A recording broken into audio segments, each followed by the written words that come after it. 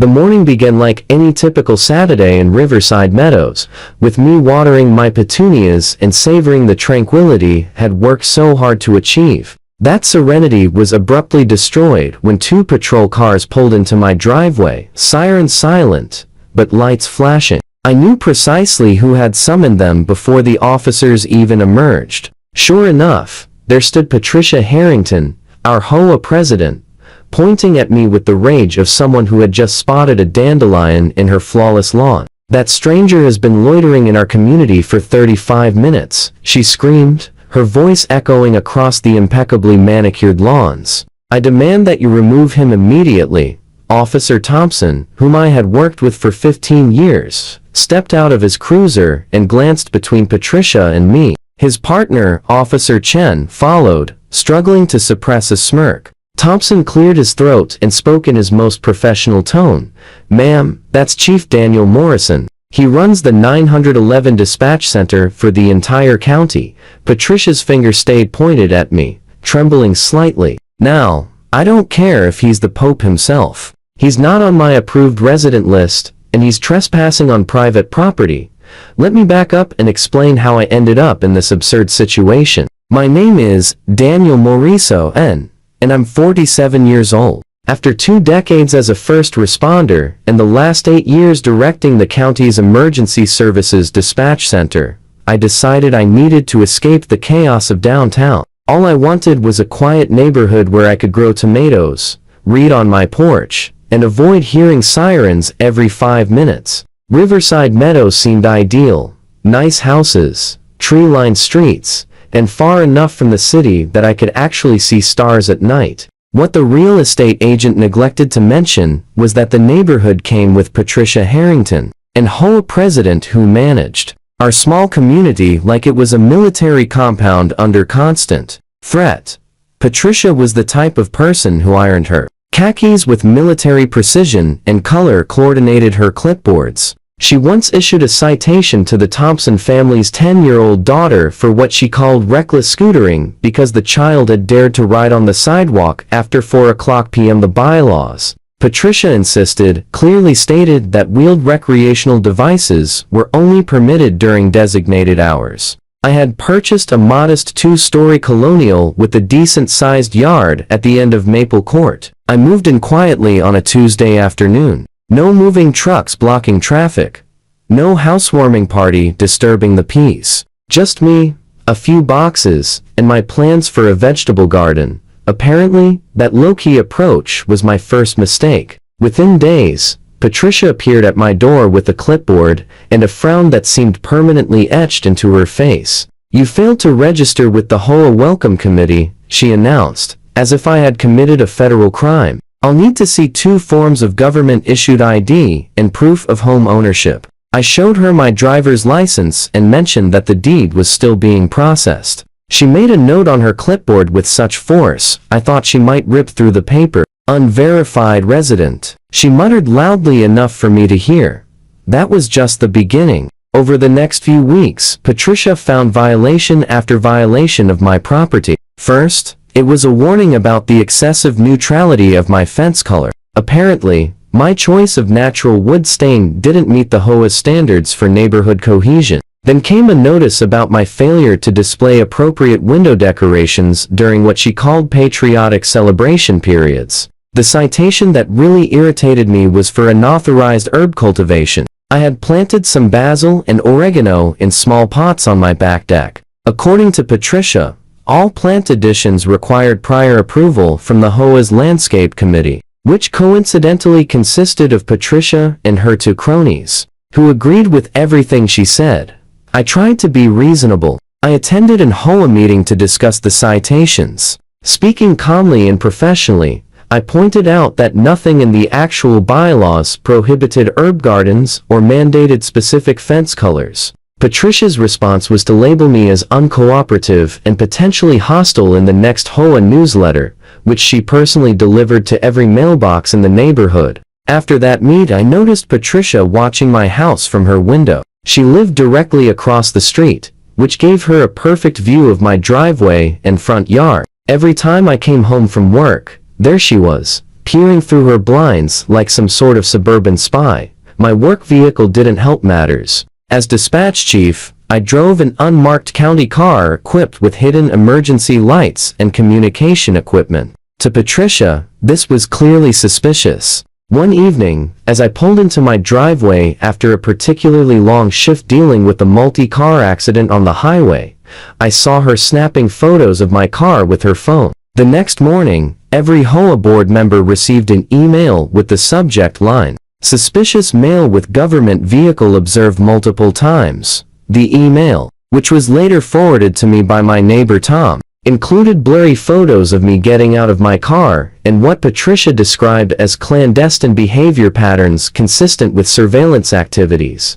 Tom had laughed when he showed me the email. "She thinks you're with the FBI or something," he said, shaking his head. Last year, she was convinced the new family from California was sent by the state government to investigate her tax returns. I figured Patricia would eventually tire of her surveillance and find a new target. I was wrong. If anything, her scrutiny intensified. She started documenting what time I left for work, when I returned, and how long I spent in my yard. She even filed a complaint about my irregular schedule, suggesting it was disturbing the neighborhood's predictable routine. The situation reached absurd levels when she issued a citation for excessive garden hose deployment. Apparently, I had left my hose uncoiled for more than the HOA maximum of 30 minutes after watering. The fine was $75, which I refused to pay on principle. Patricia responded by sending a formal letter threatening legal action if I didn't comply with HOA regulations. The letter, written in language that sounded like she had copied it from a legal thriller novel, accused me of willful violation of community standards and creating an atmosphere of discord. I dealt with difficult people throughout my career.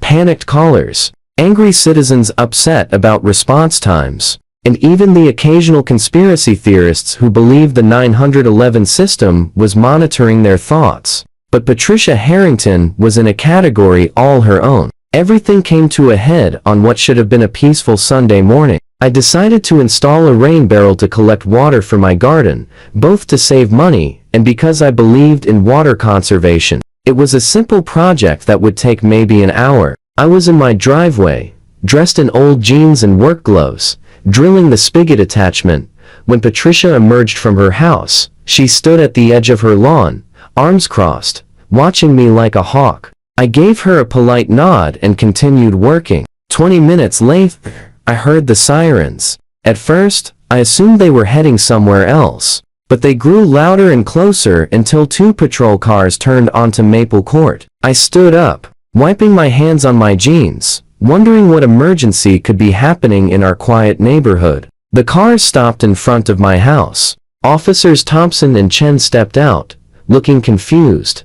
Thompson approached me slowly, his hand nowhere near his weapon, which told me he didn't consider this a real emergency. "Chief Morrison," he said, clearly puzzled. "We got a call about a suspicious person tampering with residential infrastructure." Before I could respond, Patricia came charging across the street, her clipboard clutched to her chest like a shield. "It's about time you arrived," she shouted. "This man has been using power tools without a permit. He could be installing surveillance equipment, or worse." Chen looked at the rain barrel, then at Patricia, then at me. "Ma'am, that's a rain barrel. You can buy them at any hardware store." "I don't care what he claims it is," Patricia insisted, her voice rising to a pitch that made dogs bark 3 houses away. "He's been lurking around this property for weeks, coming and going at all hours." Refusing to properly identify himself to the HOA authority, Thompson rubbed his temple, a gesture I recognized from years of working together. It was his "I can't believe this is happening" move. "Ma'am," as I said, "this is Chief Morrison. He runs the county's 911 dispatch center. He's our boss." Patricia's face went through several shades of red before settling on something close to purple. "That's impossible," she sputtered. "I would have been informed if someone in that position moved into our neighborhood. We have protocols." "Well, I can assure you he's who we say he is," Chen added, trying not to smile. "We've worked under Chief Morrison for years. He's one of the most respected people in county emergency services." Patricia stood there, mouth opening and closing like a fish out of water. I could see the gears turning in her head, trying to process this information while maintaining her authority. Finally, she straightened her shoulders and lifted her chin. "Be that as it may," she said, with as much dignity as she could muster. "He still failed to register with the HOA and has multiple outstanding violations. His position doesn't exempt him from community standards." Thompson looked at me with an expression that clearly said, "What do you want us to do about this crazy lady?" I shook my head slightly. The last thing I wanted was to make this an official matter. "Officers, I apologize for wasting your time," I said calmly. "As you can see, I'm just installing a rain barrel. I'll be sure to work with Mrs. Harrington to resolve any HOA concerns through proper channels." Patricia huffed and marched back to her house, but not before announcing loudly that this matter was far from over and that she would be calling an emergency HOA meeting to discuss security protocols for verifying suspicious residents. After the officers left, both apologizing for the inconvenience and promising to have a word with dispatch about screening these types of calls better, I went back to my rain barrel. But I could feel Patricia watching from her window, probably documenting how many screws I used and whether they were HOA approved. News of the incident spread through Riverside Meadows faster than a California wildfire. By that evening, Tom had texted me saying half the neighborhood was talking about how Patricia had called the cops on the police chief. My next-door neighbor, Janet, dropped by with cookies and an apology for our overzealous HOA president. "She means well," Janet said, though her expression suggested otherwise. "She just gets a bit carried away sometimes. Last year, she tried to have the Millers evicted because their daughter's Girl Scout cookie stand violated commercial zoning laws. The HOA board, which had previously rubber-stamped all of Patricia's decisions out of fear or apathy, suddenly found themselves in an uncomfortable position. The vice president, Robert Dalton, called me personally to apologize and to ask, in a roundabout way, if there was any chance his son could get a tour of the dispatch center for his criminal justice class. I told Robert that I held no grudges, but I also made it clear that using emergency services for non-emergencies was a serious matter. He assured me the board would address it at the next meeting. Meanwhile, Patricia doubled down on her campaign against me. She sent out a neighborhood-wide email blast titled, "Know Your Rights. HOA Authority Supersedes Job Titles." In it, she argued that my position in county government was irrelevant to HOA governance and that allowing exceptions would lead to chaos and property value decline. The email backfired spectacularly. Someone and I never found out who created an anonymous flyer that started appearing on doorsteps. It featured a crude drawing of Patricia with binoculars and devil horns under the title, "Who Watches the Watcher?" The flyer listed every ridiculous citation she had issued over the past year, from the scootering incident to the time she fined the Johnsons for having their Christmas lights up until January 2 end. Patricia responded by increasing her surveillance of the neighborhood, particularly my house. She started carrying a camera with a telephoto lens during her morning walks, snapping pictures of any perceived violations. She even set up what looked like a security camera pointed directly at my driveway, though she claimed it was a bird-watching device. The monthly HOA meeting was usually a quiet affair attended by maybe a dozen residents who had nothing better to do on a Thursday evening. But word had gotten out about the police incident, and the community center was packed. People who hadn't attended an HOA meeting in years showed up, including several who didn't even live in Riverside Meadows, but wanted to see the drama unfold. I arrived early and took a seat in the front row.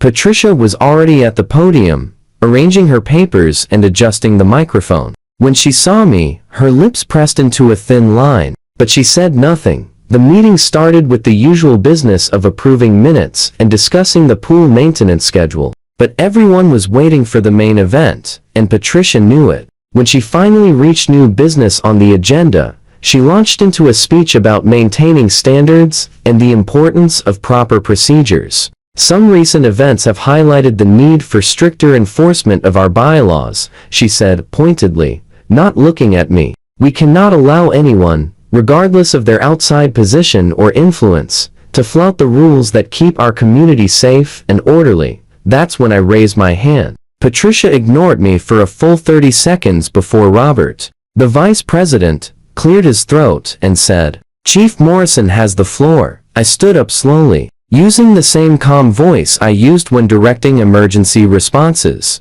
"Thank you, Robert. I'd like to address the board and my neighbors about the recent misuse of emergency services." Patricia's face went red. "That's not on the agenda," she interrupted. "Actually," Robert said, glancing at his papers, "resident concerns are always permitted during new business." I continued, keeping my tone professional. "As many of you know, 911 services are for emergencies only. When someone calls to report a homeowner installing a rain barrel as suspicious activity, it takes resources away from real emergencies. During the 20 minutes officers were at my house last Sunday, there was a domestic violence call and a cardiac event that had to be handled by units from neighboring districts. The room was silent. I could see people shifting uncomfortably in their seats. I pulled out my phone and referenced the actual county statutes. According to County Code 17.35, making a false or frivolous 911 call is a misdemeanor punishable by fines up to $1,000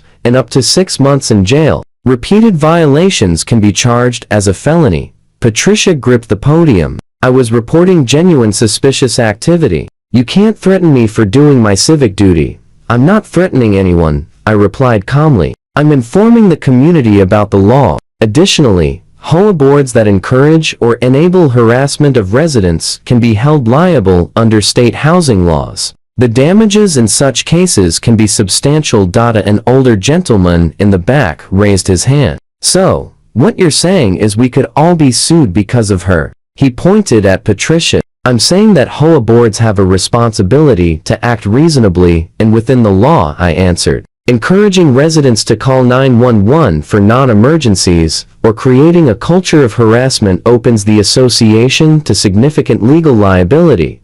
The room erupted in concerned murmurs. Board members started whispering among themselves. Patricia tried to regain control, banging her gavel and calling for order, but the damage was done. Robert stood up and addressed the room. "In light of this information, I move to suspend the HOA president for 90 days pending a review of recent enforcement actions." "You can't do that," Patricia shrieked. "I've been protecting this neighborhood for 7 years. All in favor?" Robert asked, ignoring her protests. Every hand on the board went up except Patricia's. Even her usual allies voted against her, probably calculating their own legal exposure.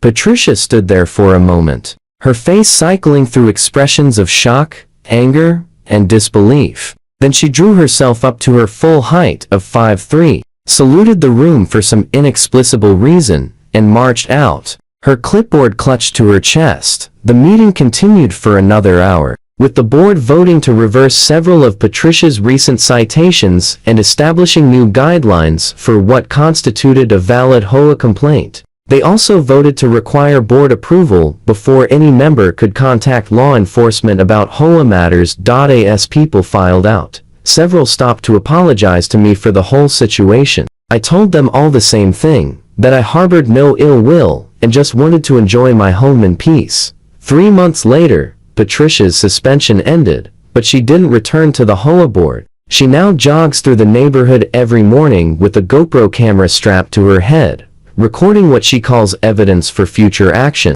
Residents have learned to cross the street when they see her coming. As for me, the board somehow convinced me to accept the position of HOA vice president. I didn't want the job, but they argued that nobody else trusted anyone else with any power. After the Patricia debacle, I used the position mainly to repeal unnecessary bylaws and host monthly silent barbecues where people can actually enjoy their neighborhood without fear of citations. The rain barrel still sits in my backyard, collecting water for my expanding garden. I've added tomatoes, peppers, and even some unauthorized squash. Nobody has complained. Last week, Patricia tried one more time to cause trouble by filing a formal complaint with the county about my abuse of power. The county attorney responded by fining her $500 for misuse of the legal system and warned that any further frivolous complaints would result in criminal charges. When the sheriff's deputy delivered the fine notice,